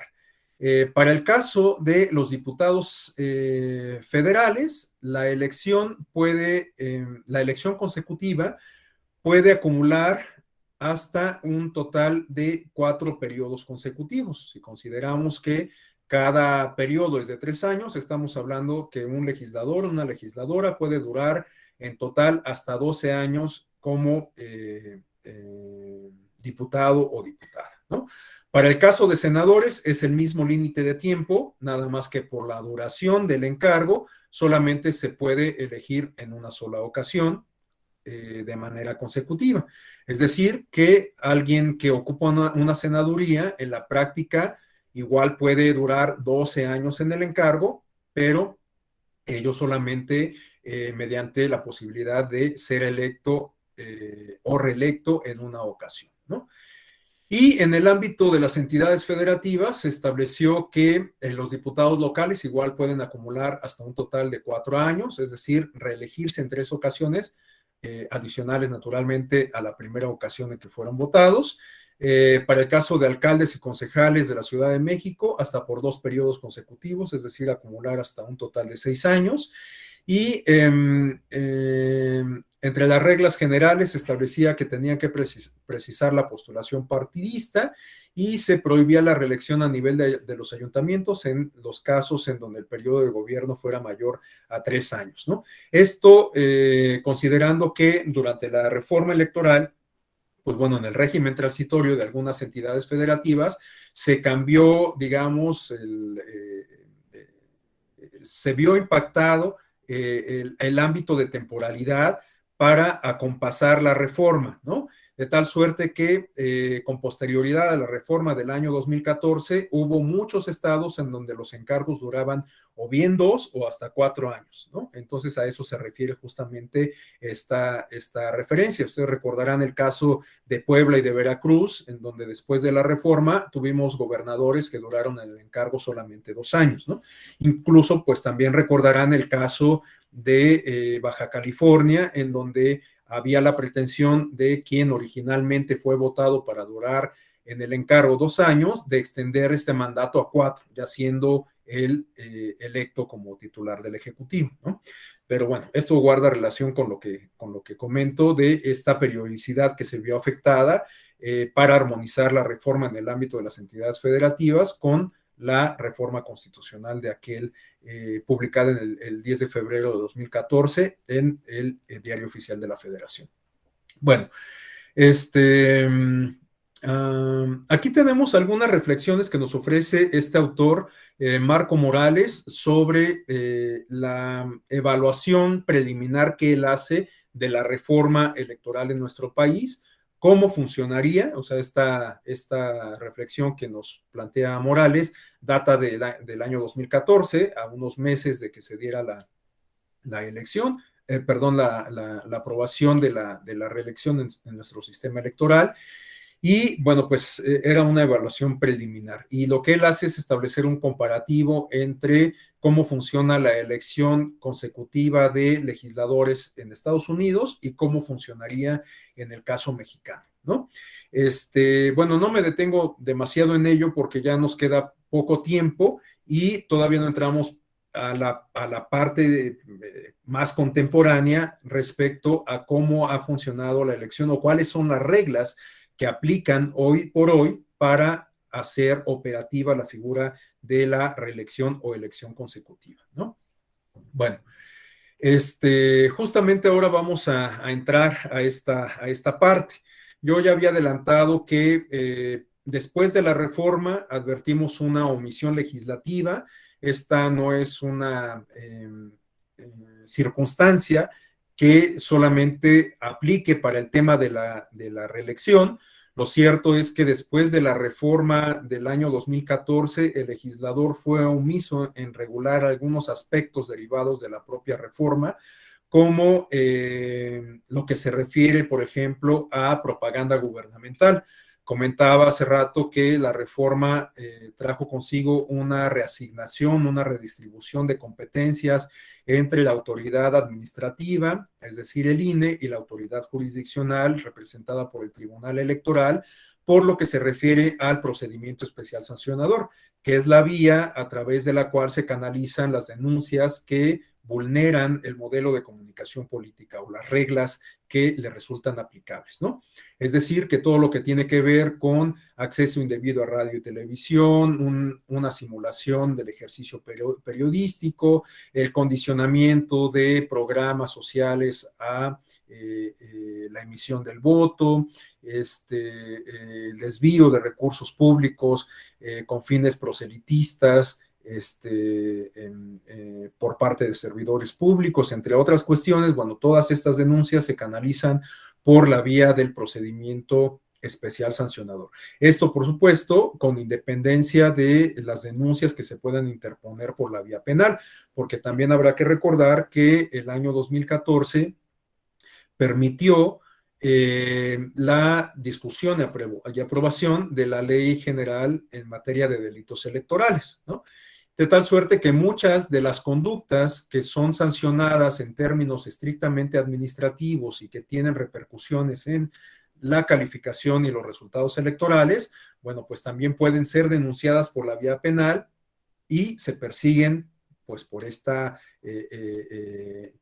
línea, ¿no? Por esta línea tradicional, implican el involucramiento de las autoridades ministeriales, de las fiscalías especializadas, y finalmente pues corresponderá a un juez penal emitir la resolución correspondiente, ¿no? Pero bueno, el caso es que como producto, si bien hubo muchos productos que resultan a todas luces positivos derivados de esta reforma, como la ley de delitos electorales, la ley de partidos políticos, la ley de consulta popular, la LEGIPE, que bueno, reemplazó al antiguo COFIPE, etcétera. Bueno, pues también el legislador se había comprometido a emitir una ley general de comunicación social. Y bueno, pues en realidad el legislador fue omiso al respecto, no lo hizo sino hasta el momento en que se promovió un recurso ante la Corte, y por mandato de la Suprema Corte de Justicia fue que finalmente el legislador subsanó esta omisión legislativa, algo que no ocurrió con el tema de la reelección. El tema de la reelección en la práctica funcionó en el ámbito de las entidades federativas, en buena medida guiada por los criterios que fueron emitiendo tanto la Sala Superior como la propia Corte, resolviendo las acciones de inconstitucionalidad que en su momento se hubieran llevado a cabo en el ámbito de las entidades federativas, ¿no? Entonces, bueno, a partir de esos criterios que fueron emitidos por estas autoridades jurisdiccionales, los máximos órganos de control constitucional en nuestro país, es que se fue configurando en la práctica la operación de la reelección o elección consecutiva. Esto, reitero, ante la ausencia de una reglamentación precisa que no fue dada en su oportunidad por el legislador y que de hecho sigue estando ausente, ¿no? Y que ahora para el caso de las diputaciones federales, bueno, pues por fortuna contamos ya con este asidero, que es un producto que que gestó, que discutió y aprobó el Instituto Nacional Electoral a través de su Consejo General, que pasó también por el escrutinio de la Sala Superior, porque, bueno, pues sabemos que es casi como deporte nacional que cualquier acuerdo que adopte el Instituto Nacional Electoral va a ser controvertido ante la autoridad jurisdiccional, ¿no? En muchas ocasiones, bueno, pues el tribunal termina ordenando al INE que realice una cirugía de gran calado a los proyectos, en otras ocasiones los complementa y en algunas los aprueba en sus términos, ¿no? Esto es un indicio de una de un funcionamiento institucional adecuado, por lo menos a mí me lo parece así, cada quien tendrá su opinión. Pero bueno, el caso es que en específico para estos procesos electorales 2020-2021, el INE se dio a la tarea de emitir un reglamento, unos lineamientos para hacer funcional la elección consecutiva de legisladores. ¿Por qué fue que el INE hasta el año 2020-2021 emitió estos documentos y la reforma ocurrió en el año 2014? Y además en el ámbito de las entidades federativas ya habíamos tenido experiencias sobre elección consecutiva de diputados locales, de ayuntamientos, etcétera. Bueno, pues porque con la reforma del año 2014 se estableció una prohibición para que quienes habían discutido la reforma se vieran beneficiados de la aplicación o de la adopción de esta figura de la reelección o elección consecutiva. ¿Qué quiere decir esto? Que bueno, lo que se estableció con la reforma es que se tenía que dejar pasar por lo menos una elección para que quienes fueran electos en esa elección posterior ya tuvieran la posibilidad de optar por la reelección o elección consecutiva, ¿no? Es decir, que se estableció un candado para que los legisladores y legisladoras que habían llevado a cabo ese ejercicio de discusión parlamentaria, pues pudieran optar ellos mismos por ser reelectos, ¿no? Entonces, por ello fue que se optó porque se dejara pasar este periodo para que en la práctica hasta el año 2021 pudiéramos ver manifestarse la reelección de legisladores federales, en específico de diputados. Y de hecho, pues no vamos a ver reelección de senadores, sino hasta el año 2024, precisamente por este mismo candado, ¿no? Entonces, por ello es que las primeras experiencias que en la práctica tuvimos de reelección, una vez que fue adoptada esta figura con la reforma de 2014, se dieron en el ámbito de las entidades federativas y, como les comento, su operación se debió en buena medida o se reguló en buena medida a golpe de sentencia, ¿no? A partir de los criterios fijados por la Corte y por el Tribunal Electoral. Bueno, vamos a revisar rápidamente estos contenidos sobre los lineamientos que emitió el INE y espero que tengamos por lo menos unos 10 minutos al final para que podamos plantear algún intercambio de opiniones y que no sea esto un monólogo de mi parte, ¿no? Bueno, tenemos que en primer lugar, pues se establece en el artículo primero de estos lineamientos que estos son de observancia general y obligatoria para los partidos políticos nacionales. Otra vez tenemos esta, digamos, dedicatoria para los partidos políticos nacionales porque estamos hablando de una elección federal, ¿no? Entonces, por eso es que se hace este señalamiento en específico. Entonces, bueno, pues resulta aplicable para diputadas y diputados que accedieron al cargo mediante una postulación partidista y que opten por la elección consecutiva. Y como complemento de esto se señala que tales lineamientos tienen como propósito regular la elección consecutiva de diputadas y diputados federales en el proceso electoral 2020-2021 con el fin de ponderar y garantizar tanto el derecho a ser votado de la persona interesada en reelegirse como el derecho a votar de la ciudadanía. Bueno, a continuación, vale la pena destacar el contenido del artículo 4. Se señala que las diputadas y diputados que opten por la elección consecutiva en el proceso electoral 2020-2021 podrán permanecer en el cargo. Este es un elemento que el INE recoge de un criterio jurisprudencial, de un criterio fijado por la Suprema Corte de Justicia de la Nación. La Corte en algún momento, me parece que fue respecto a una acción de inconstitucionalidad de leyes de Morelos, estableció que no era necesario, no era indispensable que los funcionarios que optaran por la reelección se separasen del cargo, ¿no? Porque de hecho, Si esto se exigiera, ya no se estaría hablando de una elección consecutiva o reelección, porque pues naturalmente la persona ya no estaría en ejercicio de este cargo, ¿no? Entonces, bueno, pues esto es recogido por el Instituto Nacional Electoral en estos lineamientos. También se establece que las y los diputados que busquen ser electos de manera consecutiva y permanezcan en el cargo deben de cumplir con ciertos requisitos, en particular con la observancia de ciertas conductas, ¿no? En primer lugar, tenemos que no pueden dejar de acudir a las sesiones o reuniones del órgano legislativo por realizar actos de campaña. Es decir, que no pueden excusarse, no pueden excusar su ausencia en los órganos parlamentarios, en los cabildos, bueno, en este caso estamos hablando en específico de diputados, no pueden justificar su ausencia en su trabajo en comisiones, en el trabajo en pleno, en la Cámara de Diputados, excusando que se fueron a hacer campaña, ¿no? Por supuesto, no pueden descuidar estas funciones parlamentarias en aras de sus pretensiones de reelección. Por otro lado, no pueden utilizar recursos públicos, ya sean humanos, materiales o económicos, que les correspondan para el ejercicio de su encargo con fines electorales. Bueno, esto va en plena consonancia con lo dispuesto en el artículo 134 de la Constitución, que nos habla justamente de la imparcialidad de los servidores públicos, pero sobre todo de su responsabilidad respecto al ejercicio de los recursos que tienen a su encargo, ¿no? Ningún funcionario público, según lo estipulado en este artículo 134 constitucional, puede utilizar los recursos públicos que tiene bajo su responsabilidad con fines electorales.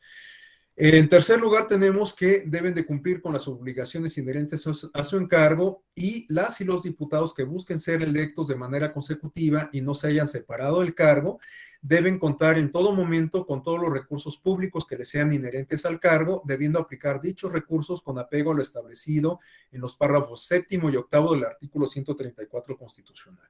De lo que nos habla esto es de que bueno, pues de alguna forma se les da el voto de confianza a los legisladores en el entendido de que no se les van a suspender los beneficios o los recursos públicos que tienen que administrar.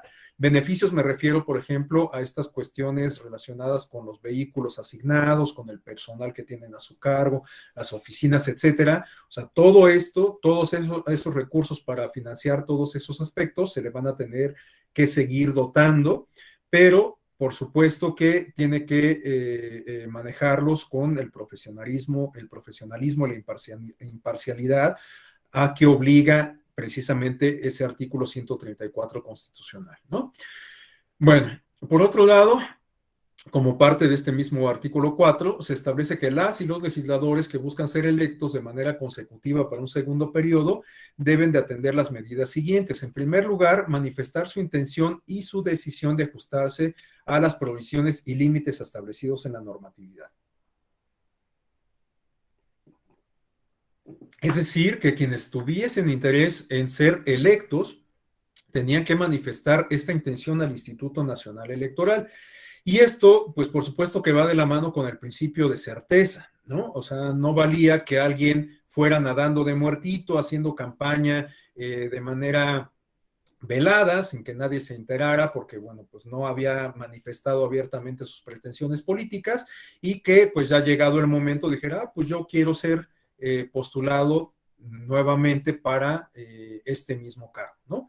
Bueno, pues eso implicaba naturalmente una violación a las normas electorales, una ventaja sobre los demás contendientes, porque implicaba pues justamente trastocar todas las normas hasta el momento en que hiciera pública su manifestación de reelegirse, ¿no? Entonces, por ello resultaba sumamente importante que desde el momento en que tuviera esta pretensión, lo informara al INE para que entonces se le pudieran aplicar todas estas reglas que están contenidas en los propios lineamientos. Bueno, también junto con esta manifestación de intención se tenía que adjuntar una relación de los módulos de atención ciudadana o de otras oficinas de gestión con que contasen y señalar los servicios que las mismas se proporcionan, así como el personal de apoyo con que cuentan. Dichos módulos podían ser verificados por la autoridad sin previo aviso. Ustedes saben que los legisladores cuentan no solamente con sus oficinas en la Cámara de Diputados, sino que pueden tener oficinas territoriales de atención ciudadana, ¿no? En donde pues justamente reciben peticiones de sus representados, o por lo menos esa es la intención que buscan estos módulos. También, bueno, pues los legisladores a través de estas oficinas llevan a cabo acciones que quizás no tengan tanto que ver con la función parlamentaria, porque pues terminan llevando a cabo funciones de enlace, de gestión, incluso en algunas ocasiones de apoyos directos. Ustedes saben que hay muchos legisladores que, por ejemplo, dicen que otorgan becas o apoyos o qué sé yo. Como no hay una reglamentación al respecto, pues tampoco podemos tener la plena certeza de que esto sea así y cómo se haga, pero bueno, en la práctica se hace. Entonces, por eso es que justamente el INE solicita que se informen cuáles son estos módulos de atención, estas oficinas con las que cuenta y el personal que tienen a su encargo para cumplir con esas funciones que ellos mismos dicen que están cumpliendo. Y bueno, pues esto se tiene que verificar sin previo aviso, como se señala por la autoridad electoral, pues para comprobar que la gestión que tradicionalmente llevan a cabo a través de esas instalaciones, con ese personal, con esos recursos, pues no tenga fines electorales, ¿no? Naturalmente, bueno, pues igual que los demás contendientes, quien busque ser reelecto tiene que contar con los recursos necesarios para hacer campaña, pero estos tienen que estar regulados o tienen que responder a la regulación que aplica para eso, para ello en específico, ¿no? Entonces tiene que aplicarles igual las reglas de fiscalización, de financiamiento público, las reglas para presentar los informes de gastos, etcétera, ¿no? Entonces, pues para plantearlo en términos llanos, pues corren por cuerdas absolutamente separadas los recursos que ejercen asociados con su función parlamentaria y los recursos que les son asignados para campaña electoral. Bueno, también el INE solicitará a los partidos políticos a cuyo grupo parlamentario pertenezcan las legisladores y legisladoras copia de su normatividad conforme a la cual se hacen asignaciones de recursos y subvenciones, así como la relación de asignaciones realizadas a las diputados y los diputados que hayan manifestado intención de ser electos de manera consecutiva. Es decir, que lo que buscaba el INE era cuadrar la información que proporcionaba el propio legislador o legisladora y pues lo que en la práctica ocurría a la luz de la documentación que solicitaba el propio partido político. Es decir, que el partido podía decir, bueno, no, o sea, a mí mi partido no me tiene asignado ningún personal de apoyo. Y resulta que el partido decía, bueno, sí, conforme a nuestros estatutos, cada legislador que representa nuestra fracción parlamentaria le son otorgados tales beneficios económicos o en especie, ¿no? Bueno, pues justamente la idea era contrastar ambos elementos, ¿no? Por otro lado, tenemos que la autoridad, el INE, podía solicitar al órgano competente de la Cámara de Diputados y Diputadas la relación de módulos y oficinas de gestión de las diputadas y diputados, así como, en su caso, los recursos y subvenciones que se le asignan para la operación de las mismas. Igual, o sea, el candidato, o bueno, el legislador o legisladora que tenía las pretensiones de ser candidato para reelegirse, podía informar cuáles eran sus oficinas de enlace, los recursos con los que contaba y demás, pero bueno, pues para cuadrar ese dicho, esos documentos presentados por el partido, pues el INE solicitaba un soporte también a la Cámara de Diputados. Por otro lado, se establecen también en los lineamientos que queda prohibido que un módulo de atención o oficina de gestión de una diputada o diputado se adecue o se utilice para actividades proselitistas. Bueno, pues a la luz del principio de imparcialidad también contenido en el artículo 134 constitucional, pues por supuesto que no cabe la posibilidad de que una oficina de enlace del diputado o diputada para con sus representados se convierta en un búnker de campaña, ¿no? O sea, a todas luces esto trastocaría el principio de equidad en la contienda y el principio de imparcialidad contenido en el artículo 134. Bueno, continuamos. Si una legisladora o precandidata o un legislador precandidato decide abrir una oficina específica para su actividad proselitista, deberá informar de ello al INE. Esto es importante y va de la mano con lo anterior. O sea, no se cancela la posibilidad de que el legislador o legisladora abra un espacio, habilite un espacio específico para sus actividades proselitistas, una casa de campaña. Pero pues esto tiene que ser independiente respecto a las oficinas o instalaciones que son útiles para su función parlamentaria, ¿no? Entonces, no es que esté cancelada esa posibilidad de abrir espacios, casas de campaña, pero estas tienen que correr por cuentas separadas respecto a las instalaciones y recursos con los que cuenta el diputado para su función de legislador o legisladora. A continuación tenemos que los parlamentarios que busquen la reelección no pueden prometer o condicionar programas sociales, servicios u otro trámite ante instancias gubernamentales, ni podrá intervenir de modo alguno en facilitar u obstaculizar ningún tipo de trámite. Bueno, pues igual esto va en consonancia con lo dispuesto en el artículo 134. Por supuesto que si un diputado maneja recursos, interviene en, bueno, este es un poco más complicado, que intervenga en la asignación de programas sociales, pero vamos, cualquier responsabilidad que tenga y que implique el uso de recursos públicos, pues va asociada del deber de imparcialidad, ¿no? No puede tener la pretensión de condicionar estos recursos, estos beneficios sociales, a que la gente vote en su favor, ¿no? Entonces, bueno, pues esta es a toda luz es una necesidad que pues resulta muy atinente que el INE haya incorporado en sus lineamientos. Por último, en el contenido de esta lámina tenemos que quienes pretendan la elección consecutiva deben entregar a la autoridad competente un calendario de actividades de pre-campaña. Y bueno, pues esto también es importante para el seguimiento, el monitoreo que lleva a cabo la autoridad la autoridad administrativa electoral, el INE, ¿no?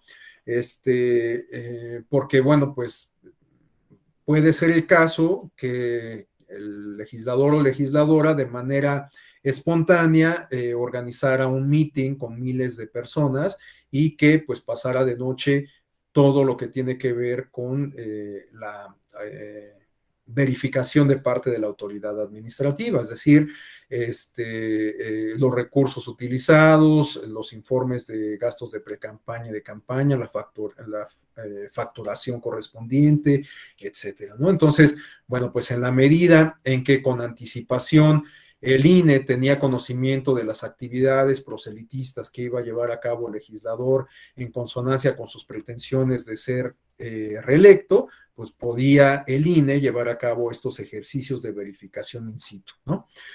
A continuación tenemos el artículo 5, en donde se señala que las y los diputados que pretendan elegirse de manera consecutiva deben notificar su decisión tanto al INE como a la Cámara de Diputados y a la presidencia del partido político. Es decir, que esta manifestación de intención a la cual se hacía referencia en los artículos previos, no solamente tiene que ir dirigida al INE, aunque esta es, digamos, la parte fundamental, sino que también se tiene que hacer el conocimiento de la Cámara de Diputados y de la presidencia del propio partido político.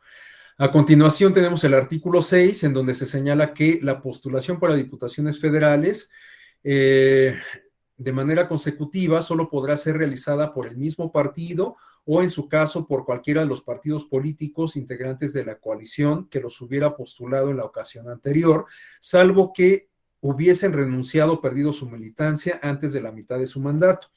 Esta es una de las reglas que el legislador plasmó en la reforma del año 2014 de manera genérica, ¿no? En realidad, las reglas que planteó el legislador en aquella reforma del año 2014 fueron muy limitadas, muy genéricas, muy limitadas, me refiero a que no, justamente no hay como un desarrollo normativo amplio, y muy genéricas, porque pues solamente hay 3 o 4 reglas que resultan aplicables o que resultaban aplicables a la figura de la reelección desde aquel 2014 y conforme a las cuales fue que comenzó a operar en el ámbito de las entidades federativas, como ya les comentaba, ¿no? Bueno, pues esta es una de esas reglas generales que sí fue plasmada en su momento por el legislador con la reforma del año 2014 y que ahora es retomada por el INE en estos lineamientos. Esta regla se refiere a que quienes opten por la reelección solamente pueden ser postulados por el mismo partido político que los postuló originalmente, o bien, si en su momento fueron postulados por una coalición, tienen que ser reelectos por alguno de los partidos que formaban parte de esa coalición que originalmente los postuló, ¿no? Hay una posibilidad de que no sean postulados por alguno de estos partidos políticos, y esa posibilidad se refiere a que haya renunciado a su militancia, pero por lo menos a la mitad de su gestión, a la mitad de su encargo, ¿no? Entonces, si hablamos de diputados federales, en este caso, estamos hablando que si alguien que fue originalmente electo por, postulado por el, ¿qué les gusta? El Partido de la Revolución Democrática en 2018 y tiene pretensiones de ser postulado ahora en 2021, o tenía las pretensiones de ser postulado en 2021, bueno, pues solamente podía ser postulado nuevamente por el Partido de la Revolución Democrática, a menos que a la mitad del 2019 hubiera renunciado a su militancia partidista, a su militancia al Partido de la Revolución Democrática. Entonces, si hubiese cumplido con ese requisito, pues en 2021 a lo mejor hubiera podido ser postulado por el Partido Verde Ecologista de México, o qué sé yo, ¿no? Entonces, bueno, esta es una de las reglas generales, reitero, que sí se plasmaron desde que se adoptó la figura de la reelección en 2014 y que ahora retoma el INE en estos lineamientos. Por último, nos faltan todavía algunas láminas, pero yo creo que vamos a pasar dos, o si acaso tres, y ya lo dejamos hasta ahí. En el artículo 7 se establece que en caso de que el partido político nacional que postuló la candidatura de una persona que pretenda su elección consecutiva haya su registro, entonces el candidato o candidata en cuestión, pues sí puede ser postulado por cualquier partido político diferente, ¿no? Bueno, pues esto parece a todas luces lógico, pero pues era indispensable hacerlo explícito en estos lineamientos, ¿no? Si yo fui postulado por el partido Encuentro Social en 2018 y el partido Encuentro Social perdió su registro en esas elecciones, bueno, pues naturalmente no puedo ser postulado en 2021 por el mismo partido político, ¿no? Entonces, bueno, pues sí puedo optar por la reelección, y al no existir ese partido que originalmente me postuló, pues puedo buscar que algún otro partido político me postule. Tenemos a continuación el artículo 8, que si las y los diputados que hayan sido postulados originalmente por un partido sin haber sido militantes de este, o en su caso de alguno de los partidos políticos coaligados, deben ser postulados por el mismo partido. Bueno, esto se refiere a aquellos casos en donde los partidos o coaliciones postulan a outsiders, ¿no? No sé, para ilustrarlo, en la práctica, rápidamente me viene a la memoria el caso de Miguel Ángel Mancera, por ejemplo, quien fue jefe de gobierno de la Ciudad de México y actualmente es senador de la República. Bueno, pues cuando fue postulado como jefe de gobierno, él no militaba en el Partido de la Revolución Democrática, pero fue postulado por este partido y los demás que integraron la coalición en su momento. Bueno, pues si hubiera la reelección de jefe de gobierno y Mancera hubiera tenido la intención de ser reelecto como jefe de gobierno, solamente hubiera podido ser postulado por el Partido de la Revolución Democrática o alguno de los demás partidos que integraron la coalición, aun cuando no fuera militante de ninguno de ellos, ¿no? Esto con la idea de combatir esto que comentábamos desde hace rato, del gatopadrismo, el chapulinismo y demás. Bueno, el artículo 9 señala que los partidos políticos de reciente creación pueden postular candidaturas para elección consecutiva siempre que la diputada o el diputado a postularse hubiese renunciado o perdido su militancia. Nos sirve de ejemplo lo que comentaba respecto al Partido Encuentro Social. Si yo soy legislador postulado por el PES en 2018, pero el PES desapareció, bueno, pues entonces para el 2021 puedo ser postulado por el Partido Acción Nacional, porque el PES ya no bueno, o puedo ser, en este caso en específico, para ilustrarlo, nos sirve el caso del Partido Encuentro Solidario, ¿no? Que, bueno, pues son las bases del PES precisamente.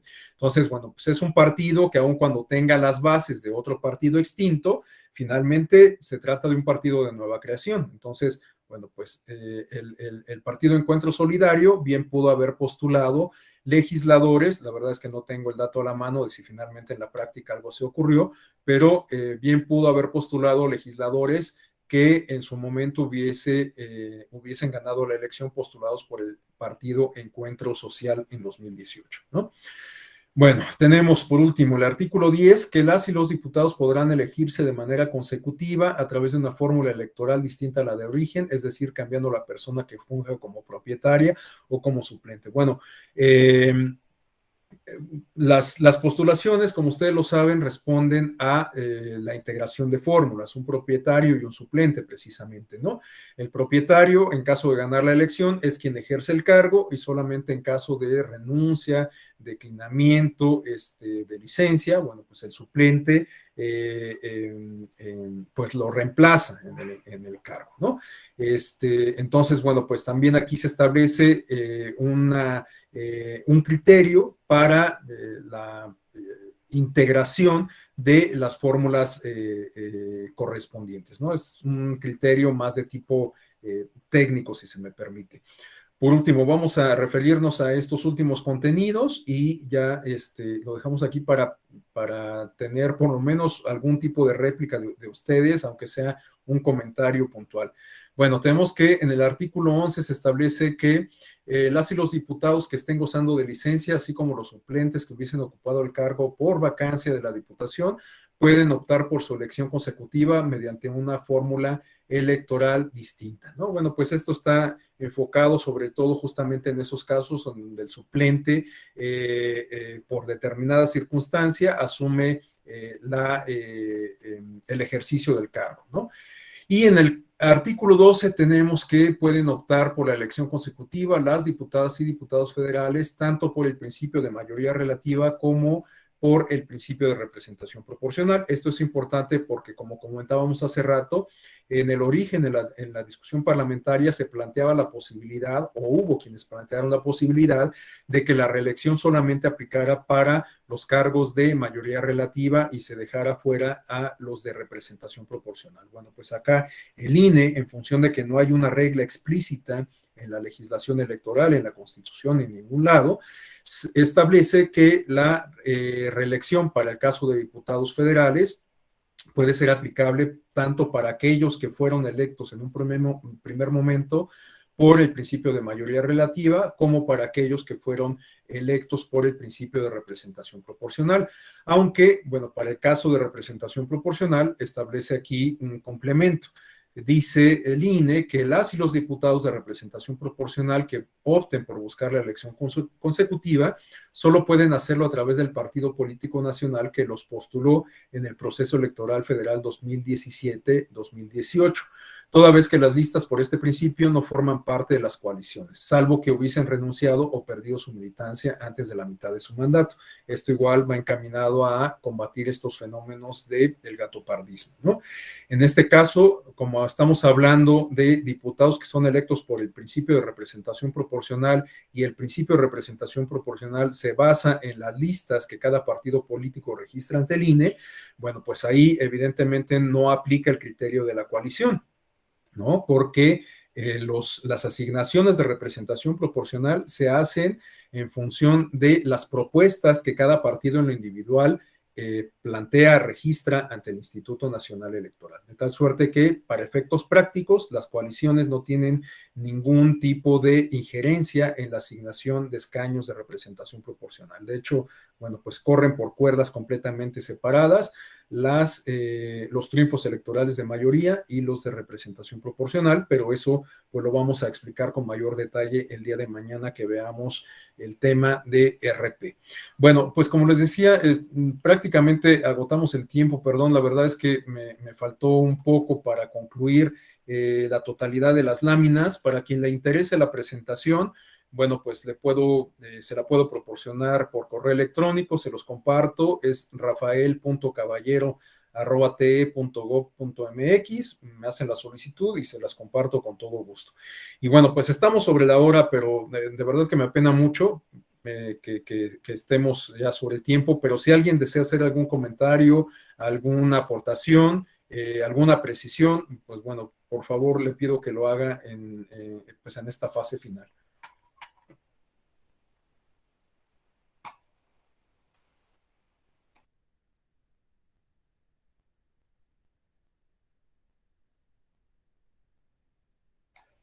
Bueno, si nadie tiene participaciones, comentarios, pues bueno, no me resta más que agradecerles el favor de su atención, invitarlos a el día de mañana, que nos veamos a las 11 de la mañana. Yo creo que mañana sí vamos a iniciar en punto, no vamos a dar, yo siempre suelo dar estos 5 minutos como de tolerancia, pero yo creo que mañana sí vamos a empezar en punto porque el tema es igualmente amplio, yo creo que tanto más que el del día de hoy, y sobre todo quiero que revisemos un ejemplo práctico para que pues tengamos más claridad respecto a cómo funciona ya en la práctica la asignación de escaños por RP, porque pues podemos hacer un ejercicio teórico, que de hecho lo vamos a hacer, o sea, vamos a plantear algunas cuestiones teóricas, a revisar las reglas generales de aplicación, pero la idea es que podamos ver en la práctica cómo se lleva a cabo un ejercicio de asignación de RP, y para esto me voy a basar en una presentación que utilicé hace algunos meses para brindar capacitación a las autoridades electorales de Guanajuato en función a el último ejercicio de asignación que se hizo y que pasó por la aduana de la Sala Superior, es decir, que el ejercicio que vamos a revisar de asignación de diputados en Guanajuato es cómo lo hizo finalmente la Sala Superior, ¿no?